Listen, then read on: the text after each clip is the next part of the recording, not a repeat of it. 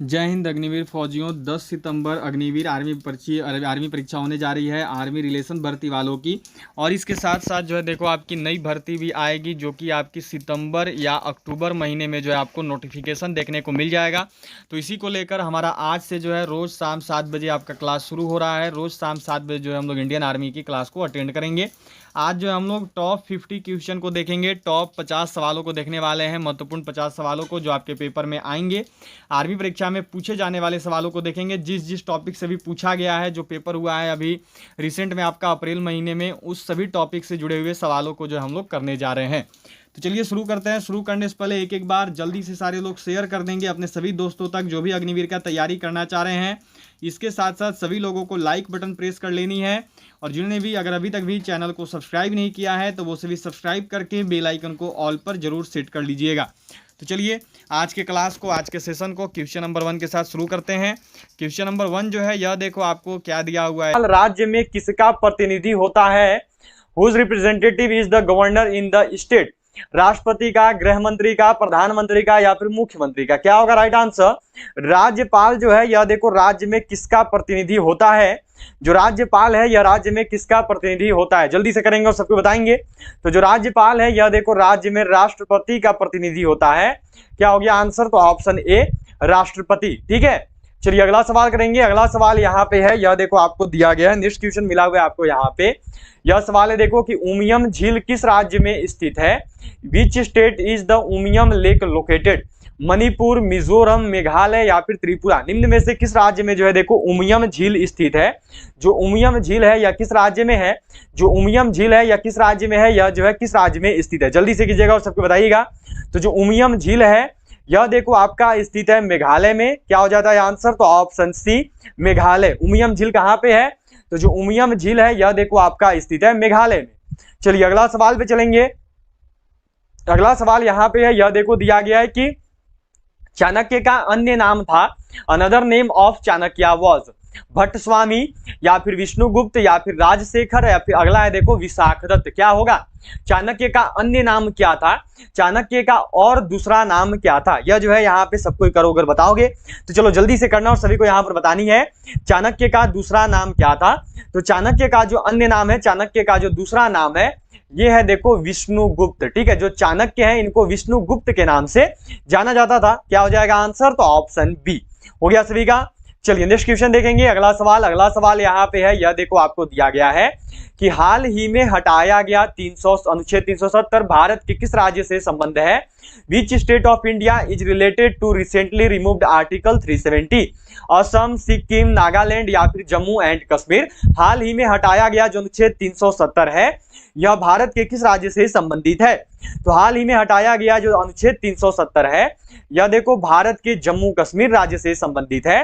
क्या होता है आंसर? तो ऑप्शन डी जम्मू कश्मीर। सभी का सही है, सभी ने बिल्कुल सही किया है, बहुत ही बढ़िया। चलो अगला सवाल यहाँ पे है देखो कि निम्न में से कौन सी बीमारी पानी द्वारा नहीं होती है? Which of the following disease is not caused by water? Flu, typhoid या फिर हैजा या फिर अगला है देखो अमीबियासिस? क्या होगा राइट आंसर? निम्न में से कौन सी बीमारी है जो कि पानी द्वारा नहीं होती है? इस क्वेश्चन का सही आंसर क्या होगा? बिल्कुल सही कीजिएगा और सबको बताइएगा। सभी के आंसर जो है यहाँ पर आनी चाहिए। चलिए जल्दी से करेंगे और सभी लोग जो है यहाँ पर बताएंगे कि इस क्वेश्चन का जो है सही आंसर क्या होगा। जल्दी से जो है सबको करोगे बताओगे तो चलो जल्दी से करना और सभी लोग यहाँ पर बताओगे। तो वह बीमारी जो कि पानी द्वारा नहीं होती है वह बीमारी है देखो फ्लू। यह जो है मच्छरों के कारण होती है। ठीक है, जो फ्लू है यह देखो पानी द्वारा नहीं होती है। हो गया। चलिए अगला सवाल पे चलेंगे। अगला सवाल यहाँ पे है, यह देखो आपको दिया गया है कि लाल लिटमस पत्र को नीला कर देता है। Turns red litmus paper blue? अम्ल, भस्म, लवण या फिर डी में दिया हुआ है देखो इनमें से कोई नहीं। जो लाल लिटमस पत्र है उसको नीला निम्न में से कौन कर देता है? जो लाल लिटमस पत्र है वह नीला निम्न में से किसकी वजह से हो जाता है? जल्दी से करेंगे और सबको बताएंगे। सभी को जो है यहाँ पर आंसर करना है और बताना है। तो जो लाल लिटमस पत्र है यह देखो नीला होता है किसकी वजह से? तो यह देखो नीला हो जाता है आपका भस्म की वजह से। ठीक है, याद रखेंगे जो लाल लिटमस पत्र है यह नीला किसकी वजह से होता है? तो यह देखो नीला हो जाता है आपका भस्म की वजह से। क्या हो गया आंसर? तो इसका राइट आंसर हो गया देखो ऑप्शन बी। चलिए अगला सवाल पे चलेंगे। अगला सवाल यहाँ पे देखो दिया हुआ है, यह क्वेश्चन है आपका। यहाँ पे क्या सवाल है कि निम्न में से कौन सा देश विश्व में चावल का सबसे अधिक उत्पादन करता है? Which of the following country is the largest producer of rice in the world? Indonesia, चीन, भारत या फिर थाईलैंड? क्या होगा? जल्दी से करेंगे सब कुछ और यहाँ पर बताएंगे कि इस क्वेश्चन का सही आंसर क्या है। बिल्कुल सही कीजिएगा और सबको बताइएगा कि इस क्वेश्चन का राइट आंसर क्या होगा। सभी को करना है और बिल्कुल सही जो है यहाँ पर बतानी है। तो देखो निम्न में से वह जो कि विश्व में सबसे अधिक चावल का उत्पादन करता है वह देश है देखो चाइना, वह देश है आपका ऑप्शन बी चीन। ठीक है, चलिए अगला सवाल पे बढ़ेंगे। अगला सवाल यहाँ पे है, यह देखो आपको दिया गया है। नेक्स्ट क्वेश्चन जो आपसे यहाँ पे पूछा गया है, देखो यह सवाल मिला हुआ है आपको यहाँ पे कि सबसे तीव्र गति से सूर्य का चक्कर लगाने वाला ग्रह है। What is the fastest planet orbiting the sun? Budh, Prithvi, Brihaspati या फिर शनि? क्या होगा राइट आंसर? सबसे तीव्र गति से सूर्य का चक्कर लगाने वाला ग्रह कौन सा है? सबसे तीव्र गति से जो है सूर्य का चक्कर कौन सा ग्रह लगाता है?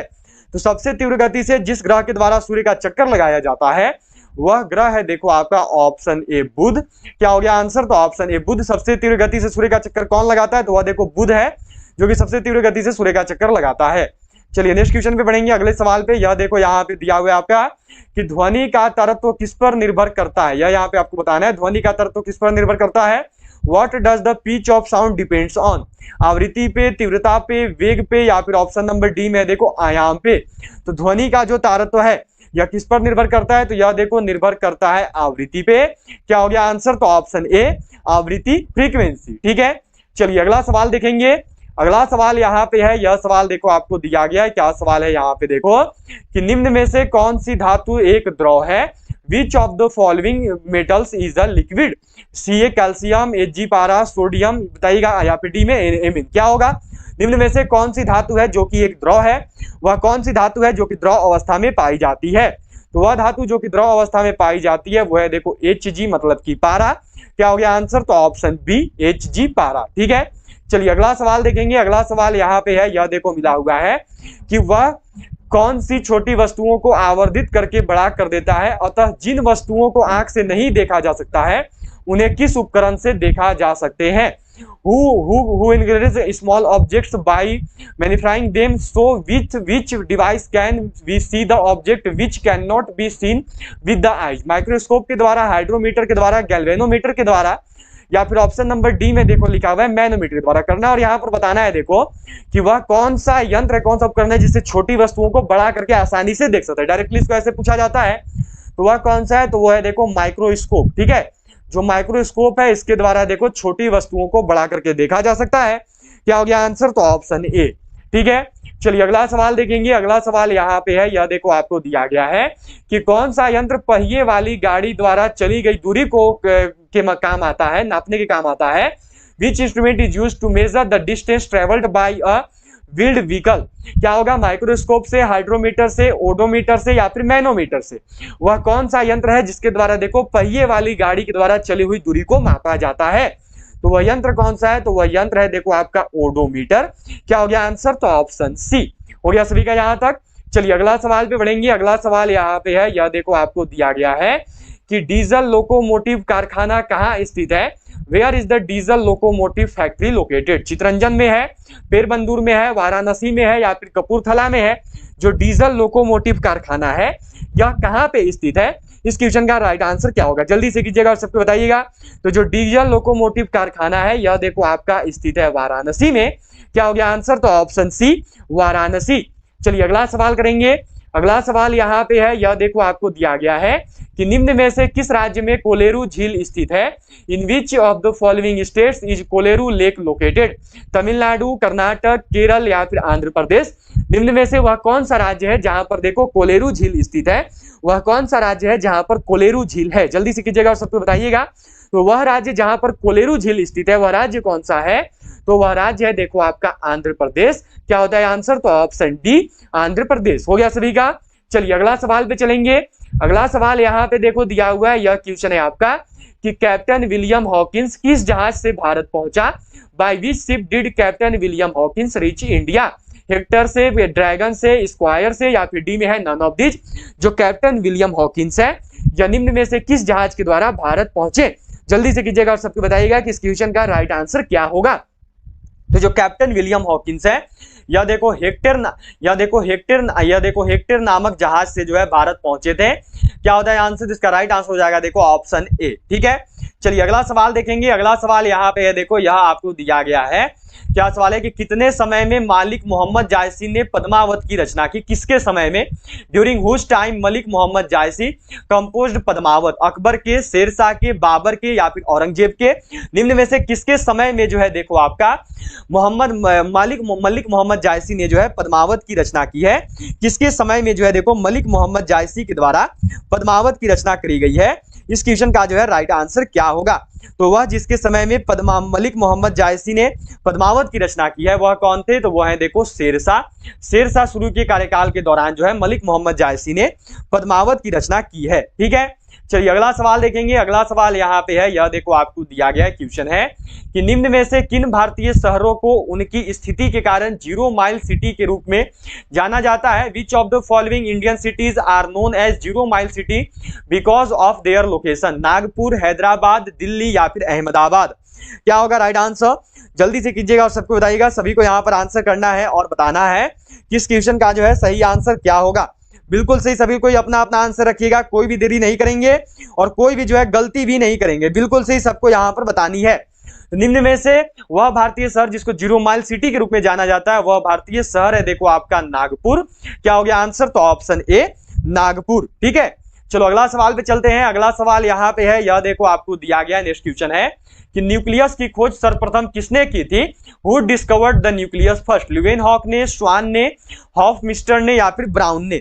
निम्न में से किसके द्वारा जो है देखो न्यूक्लियर की खोज सर्वप्रथम की गई? निम्न में से वह कौन है जिसने न्यूक्लियर की खोज सर्वप्रथम करी है? इस क्वेश्चन का राइट आंसर क्या होगा?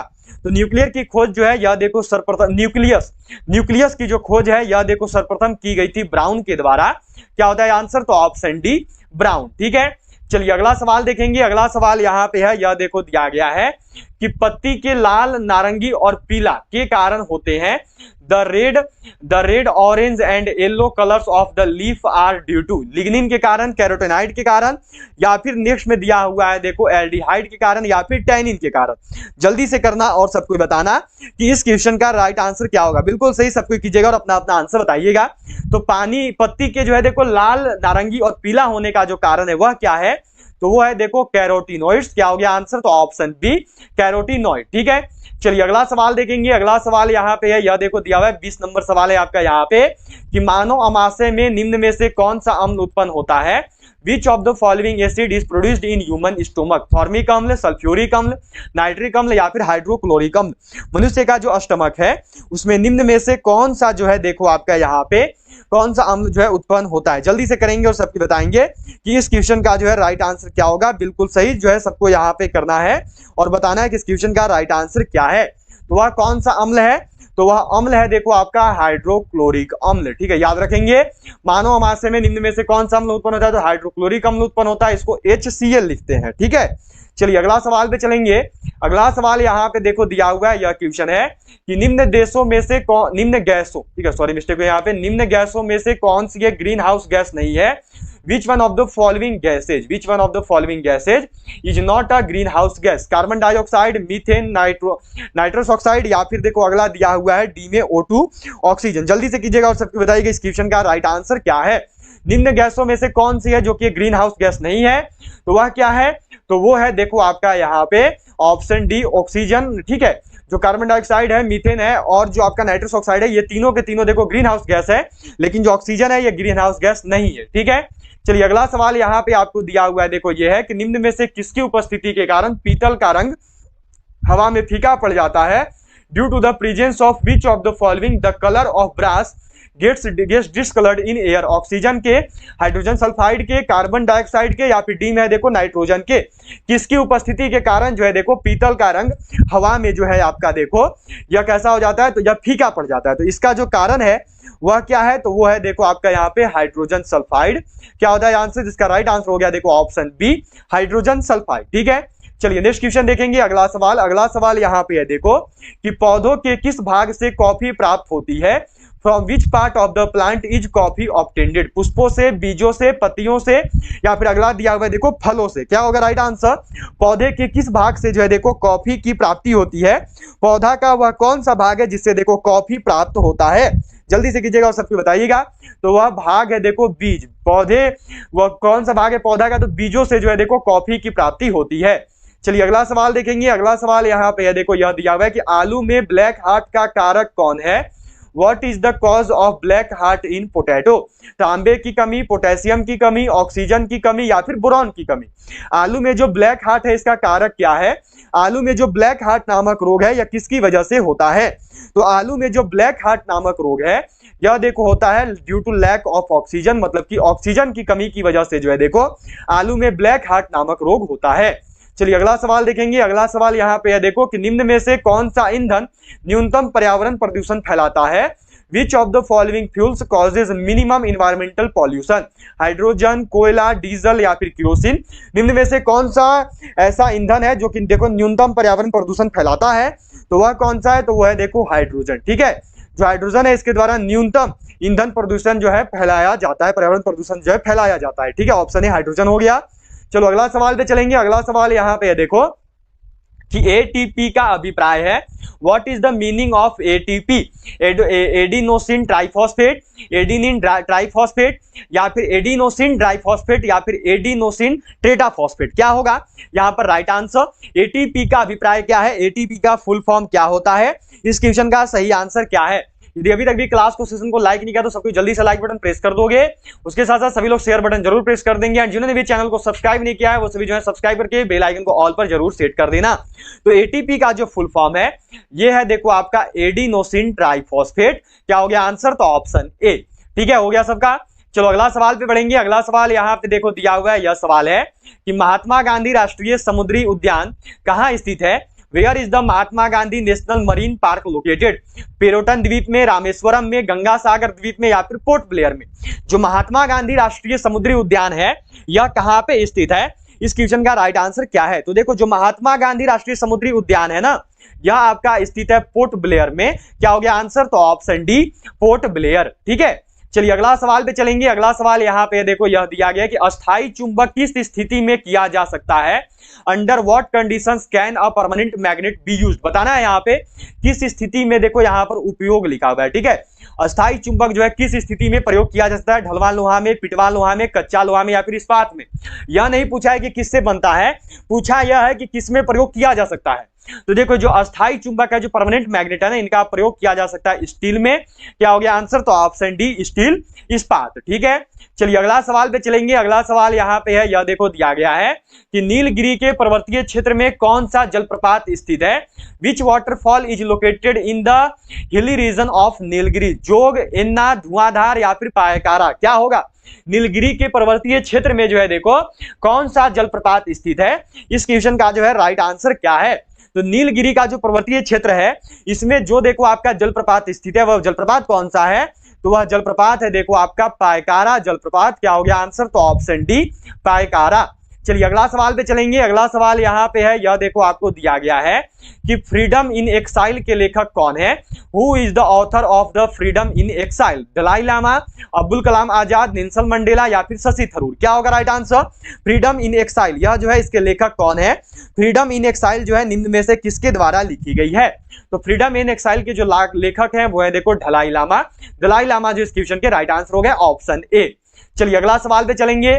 अगला सवाल यहाँ पे देखो दिया हुआ है, यह है कि उत्तर प्रदेश की प्रमुख फसल है, the main crop of Uttar Pradesh is, मक्का, धान, गेहूं, या फिर गन्ना।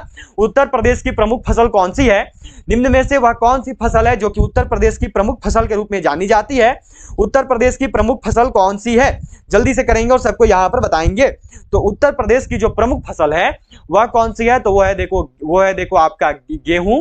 क्या हो गया आंसर, तो ऑप्शन सी गेहूं। ठीक है, राइट आंसर क्या होगा, तो ऑप्शन सी हो जाएगा आपका देखो गेहूं। ठीक है, चलिए अगला सवाल पे चलेंगे। अगला सवाल यहाँ पे देखो दिया हुआ है, यह है कि हमारे शरीर की कौन सी कोशिकाएं मानव शरीर के सैनिक के रूप में प्रसिद्ध हैं?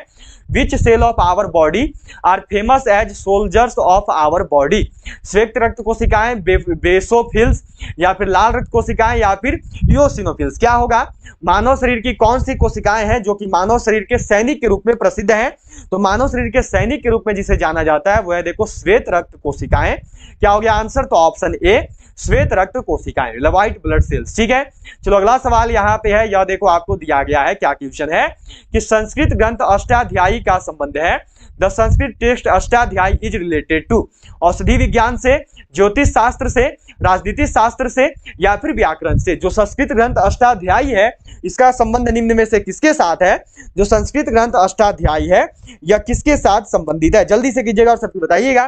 तो जो अष्टाध्यायी है यह देखो संबंधित है ग्रामिकली से, ग्रामेटिकली से। क्या हो गया आंसर? तो ऑप्शन डी व्याकरण से। ठीक है, चलो अगला सवाल पे बढ़ेंगे। अगला सवाल यहाँ पे देखो यह दिया गया है कि भारत में नई राष्ट्रीय जनसंख्या नीति कब अपनाया गया? When was the new national population policy adopted in India? 1990 में, 1995 में, 2000 में, या फिर 2005 में? भारत में जो नई जनसंख्या नीति है यह कब अपनाई गई थी? भारत में जो नई राष्ट्रीय जनसंख्या नीति है इसको कब अपनाया गया? तो यह देखो अपनाया गया था 2000 में। क्या होता है आंसर? तो ऑप्शन सी 2000 हो गया सभी का। चलिए अगला सवाल देखेंगे। अगला सवाल यहाँ पे है, यह देखो दिया गया है कि लोहे में जंग लगने से बना पदार्थ है। What is the substance made in rusting of iron? Ferric oxide, calcium chloride, sodium chloride, या फिर डी में देखो फेरिक एवं फेरस ऑक्साइड? क्या होगा राइट आंसर? जल्दी से कीजिएगा और सबको बताइएगा। लोहे में जंग लगने से बना पदार्थ जो है कौन सा है? लोहे में जंग लगने के बाद बनने वाला पदार्थ कौन सा है? तो वो है देखो आपका फेरिस ऑक्साइड, वो है देखो आपका फेरस ऑक्साइड। क्या होता है आंसर? तो ऑप्शन डी हो गया सभी का। चलिए नेक्स्ट क्वेश्चन देखेंगे। अगला सवाल है यहाँ पे देखो यह दिया गया है कि विश्व मानवाधिकार दिवस किस दिन मनाया जाता है? World human rights day is celebrated on which day? 4 जुलाई, 8 अगस्त, 20 अक्टूबर, या फिर 10 दिसंबर? जो विश्व मानवाधिकार दिवस है यह कब मनाया जाता है? जो विश्व मानवाधिकार दिवस है इसको हम लोग कब मनाते हैं? यह देखो मनाया जाता है 10 दिसंबर को। क्या हो गया आंसर? तो ऑप्शन डी 10 दिसंबर। ठीक है, चलिए अगला सवाल देखेंगे। अगला सवाल यहाँ पे है, यह देखो दिया गया है कि अहोम जनजाति भारत के किस राज्य से संबंधित है? Ahom tribe is related to which state of India? Assam, या फिर नेक्स्ट में देखो आंध्र प्रदेश, या फिर मध्य प्रदेश, या फिर झारखंड? सभी लोग करेंगे और बताएंगे कि जो अहोम जनजाति है यह भारत के किस राज्य से संबंधित है? क्या होगा राइट आंसर? तो जो अहोम जनजाति है यह देखो भारत के असम राज्य से संबंधित है। क्या हो गया? तो ऑप्शन ए असम। ठीक है, चलिए अगला सवाल देखेंगे। अगला सवाल यहाँ पे देखो दिया हुआ है, यह क्वेश्चन है कि OMR का पूर्ण रूप क्या है? What is the full form of OMR? क्या होगा? Optical mark reader, on mark reader, on money reader, या फिर डी में दिया हुआ है देखो ऑल ऑफ दीज? इस क्वेश्चन का सही आंसर क्या है? जल्दी से करेंगे और सबको बताएंगे कि यहाँ पर जो इसका राइट आंसर क्या होगा। OMR का फुल फॉर्म क्या है? OMR का पूरा नाम क्या है? जल्दी से करेंगे और सबको बताएंगे। तो OMR का जो पूर्ण रूप है वो है देखो ऑप्टिकल मार्क रीडर। क्या होता है आंसर? तो ऑप्शन ए। ठीक है, हो गया सबका। चलिए अगला सवाल पे बढ़ेंगे। अगला सवाल यहाँ पे है देखो, यह आपको दिया गया है, क्या क्वेश्चन है कि महाद्वीप जिसे the land of golden fleece के नाम से जाना जाता है? The continent which is known as the land of golden fleece? Europe, Asia, Africa, या फिर ऑस्ट्रेलिया? वह महाद्वीप जिसे the land of golden fleece बोलते हैं वह महाद्वीप कौन सा है? किस महाद्वीप को जो है देखो the land of golden fleece के नाम से जाना जाता है? The land of golden fleece जो है किस महाद्वीप को कहते हैं? तो वह महाद्वीप है देखो आपका ऑस्ट्रेलिया। क्या हो गया आंसर? तो ऑप्शन डी। इसी के साथ देखो अब आपका आज का लास्ट क्वेश्चन है, 40 नंबर सवाल यहाँ पे देखो दिया हुआ है। यह सवाल है कि नाभिकीय रिएक्टर में ईंधन का काम करता है। What is the fuel used in a nuclear reactor? कोयला, यूरेनियम, रेडियम, या फिर डीजल? नाभिकीय रिएक्टर में निम्न में से कौन है जो कि ईंधन का काम करता है? जो नाभिकीय रिएक्टर है उसमें जो है निम्न में से कौन है जिसका प्रयोग ईंधन के रूप में किया जाता है? तो जो नाभिकीय रिएक्टर है उसमें वह जो ईंधन की तरीके से काम करता है वह कौन है? तो वह है देखो यूरेनियम। क्या हो गया आंसर? तो ऑप्शन बी यूरेनियम। इसी के साथ देखो आपको जो है आज के 40 क्वेश्चन करवा दिए गए, तो सबको जरूर बताइएगा कि 40 में से कितने सवालों को सही किए हो। उसके साथ साथ जाते जाते सभी क्लास को लाइक जरूर कर दोगे, सभी लोग शेयर जरूर कर देना। जिन्होंने भी चैनल को सब्सक्राइब नहीं किया है वो सभी जो है सब्सक्राइब करके बेल आइकन को ऑल पर जरूर सेट कर दोगे।